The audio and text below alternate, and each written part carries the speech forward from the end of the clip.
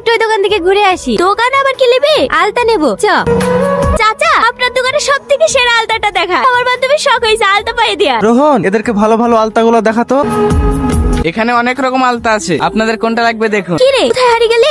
না না, কোথাও না। আচ্ছা, তুমি তো অনেকদিন থেকে এই দোকানে আছো, আমাকে তোমার পছন্দের একটা আলতা খুঁজে দাও। আমাদের দোকানের সব আলতাই সুন্দর, আপনি যেটা পরবেন সেটাই আপনাকে সুন্দর লাগবে। তুমি আমাকে আপনি আপনি করছো কেন? আমার নাম সাথী, তুমি আমাকে তুমি করে বলবে। তুমি কে মা? আগে তো তোমাকে কখনো দেখিনি। আপনি সেলিম বাবুর মেয়েকে চেনেন না? সেলিম বাবুর মেয়ে? হ্যাঁ চাচা, আমাদের গ্রামের মেয়েকে আপনি চেনেন না? আগে কখনো দেখিনি তো। মা, তুমি ভিতরে আসো। তোমার আসার কি দরকার ছিল? আমাকে এক কল ফোন করে দিতা, আমি তোমার বাড়িতে আলতা পাঠিয়ে দিত। না না চাচা, আপনাকে যেতে হবে না। আমার যখন ইচ্ছা হবে আমি নিজে আপনার দোকানে এসে পছন্দ মতো জিনিস নিয়ে যাবো। ঠিক আছে মা, আমার যখন ইচ্ছা তুমি তখন আসবা। এই আলতাটার দাম কত? আরে না না, টাকা লাগবে না। রোহন, এটা সুন্দর করে প্যাকেট করে দে।